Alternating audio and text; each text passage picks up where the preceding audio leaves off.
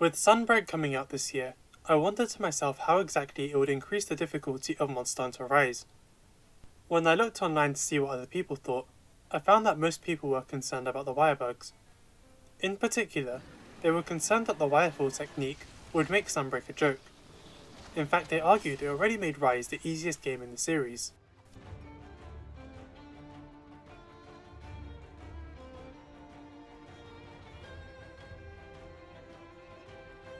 The Wirefall is a controversial addition. Its purpose is to streamline the combat. When you get knocked down, you can swing back on your feet, at the cost of the invincibility you have when lying on the ground. Does this addition really trivialise Rise? Some players went as far as to call it a get out of jail card. I decided to do some testing into it myself to see whether I agreed. I did some hunts where I wasn't allowed to Wirefall, and some hunts where I was allowed to Wirefall whenever I wanted.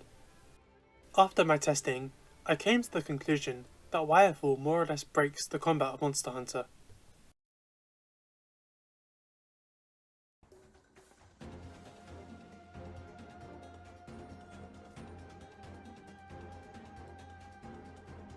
Imagine you are fighting Rathian, and you have been hit by her backflip. You have been punished in multiple ways. You have taken damage, which means you are closer to dying. You're also poisoned, which is taking more and more of your health away. Now you have to waste time healing and consuming an antidote, which puts you at risk of being hit again. But you are also punished in that you missed the reward of being able to take advantage of how Rathian leaves herself open after performing this backflip. Now you are fighting Rathian, and she prepares for another backflip. You dodge the attack this time, and Rathian's tail is left wide open for you to attack. This is your reward for dodging.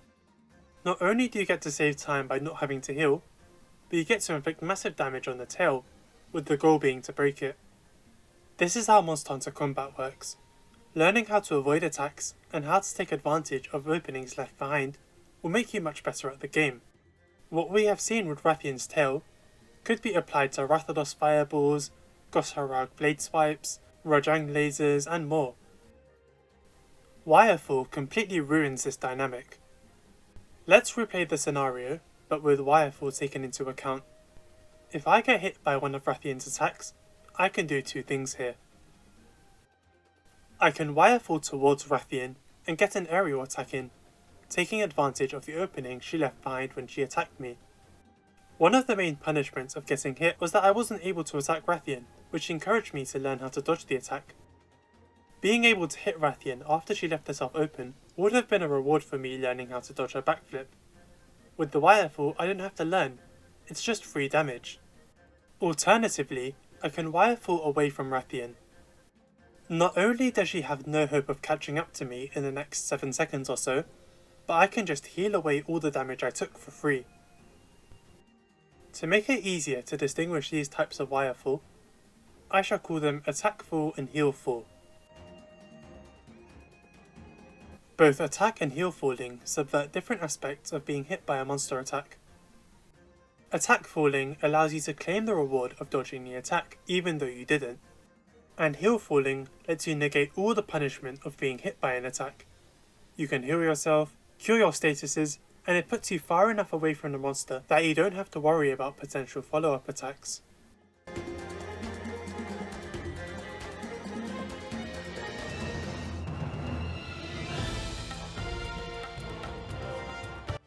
The main drawback of wirefalling is that you lose a wire bug for around 15 seconds, which stops you from performing certain silkbind attacks, or spamming the wirefall.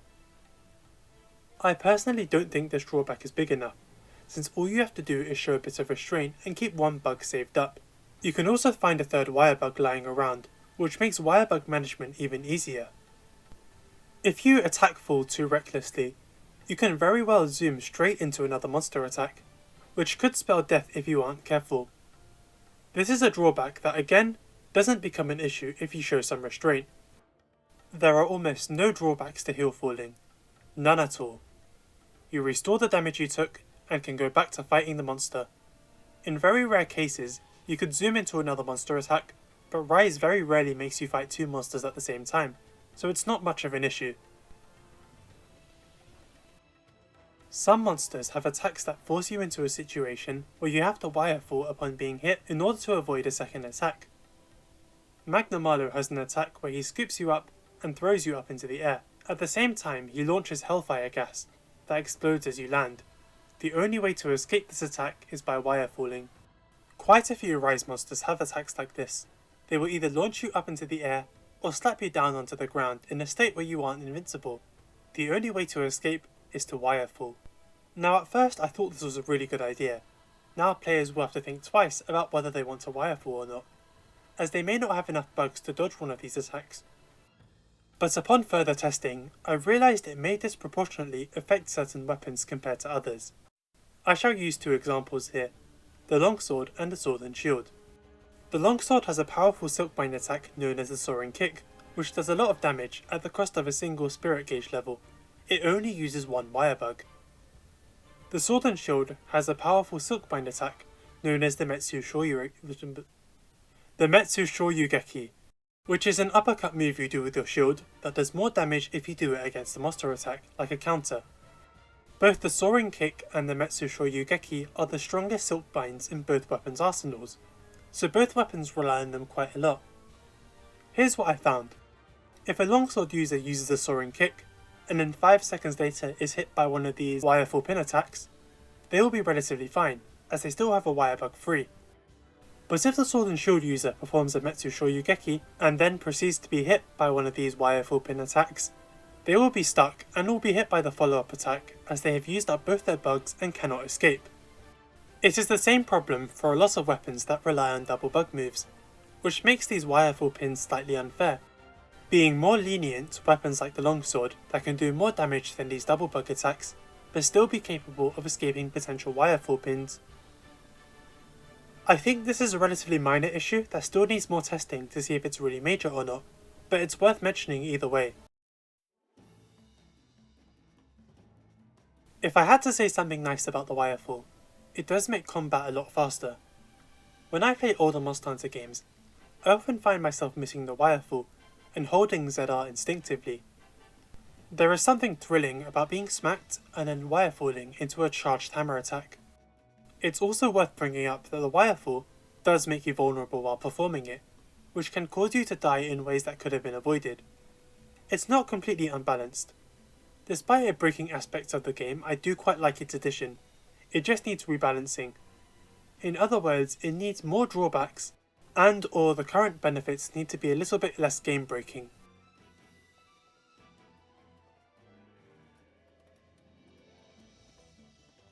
The purpose of the wirefall technique is to get you back into the combat quickly, at the cost of a single wirebug and your invincibility. A side effect of this move is that you are able to create large amounts of distance between you and the monster, which lets you heal everything. Alternatively, you can zoom back towards the monster and hit them, which subverts the learning aspects of Monster Hunter's combat. Normally, you would have to learn to dodge the attack so that you could take advantage of the opening, but wirefall lets you take advantage regardless, which could inspire bad habits in players. Based on these problems, let's brainstorm some solutions to rebalancing the wirefall technique. This is all speculation, but evidence currently seems to point to the bleed status making a return. This is a status that slowly damages you if you run or dodge, and occurs if the monster attacks you with a sharp object.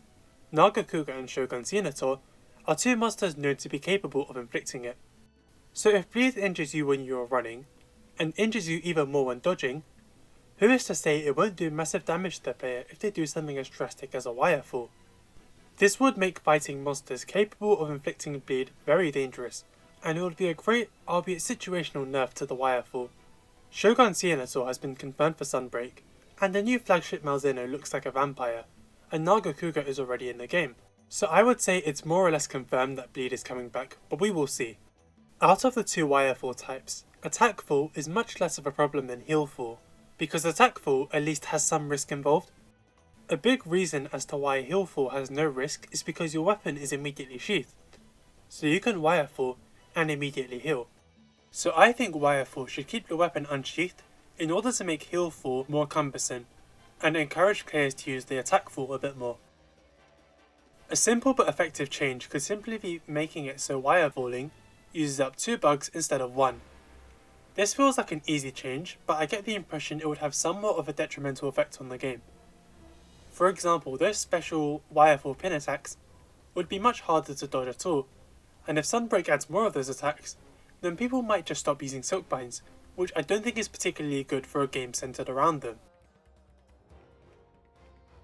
Since heal falling is the biggest problem, a potential solution would be to just prevent players from healing until the wire bug has been recharged. Wirefall takes you pretty far away from the monster, making it difficult for most of the roster to actually chase you down. So reducing the distance it covers would get you back on your feet, but still keep you within reach of the monster. Okay, so that's 5 potential solutions to reducing the impact of the Wirefall. Let's bring them together. If you are inflicted with bleed, Wirefalling will remove a chunk of health from the player. The overall distance of Wirefall should be reduced by almost half. Upon Wirefalling, the effectiveness of healing items will be reduced by half for the duration of the Wirebug's cooldown. Your weapon will no longer automatically sheath. Those are the adjustments I would make to the Wirefall in Sunbreak in order to make it a more balanced movement tool. Reducing the distance it covers, the effectiveness of healing items, as well as leaving the weapon unsheathed, would encourage the player to use the Wirefall for attack rather than healing. I think this is the right course of action because attack falling is much less of a problem than heal falling, purely because there is still a level of risk involved. That being said, I still think heal falling should be an option for those who want to do it. I think it should just have actual risk involved. Let me know what you guys think.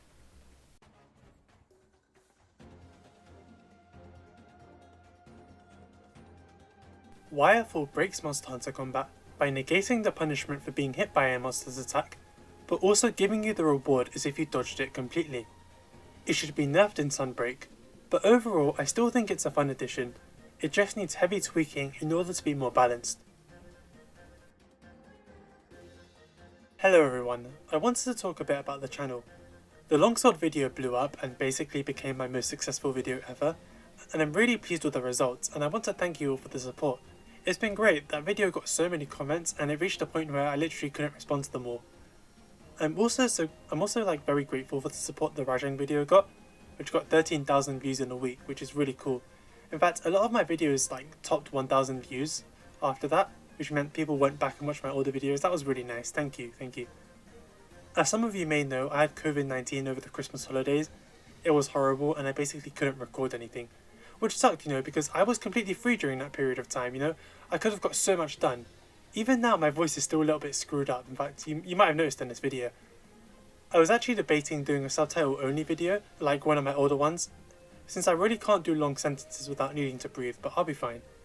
In my last video, I promoted a survey on the hunting horn for a video I'm doing. It's still in the works and I'm going to plug it again here. The more responses I get, the better. In fact, I have quite a few videos in the works. But I'm thinking I should be more positive towards Rise in general. You might not know this, but Monster Hunter Rise is my third favourite Monster Hunter game.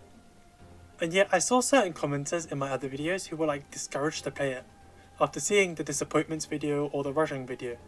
Don't think I dislike Rise because I don't, I actually like it very much.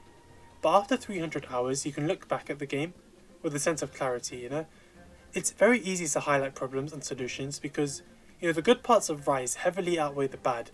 So if you identify the bad parts of Rise, it could lead to Capcom changing them and making them better, which will make Rise a better game in the long run. Rise comes out on PC in a few days, or it might even be out depending on when you see this video. And I'm going to say it's a really good game and I like it a lot, and I'm going to get it on PC too. So thank you for watching this video. Remember to like and subscribe for more videos like this. Be sure to check out some of my other videos too, and let me know what other kind of videos you'd like to see in the future. I'd love to know. Have a good evening and Happy New Year.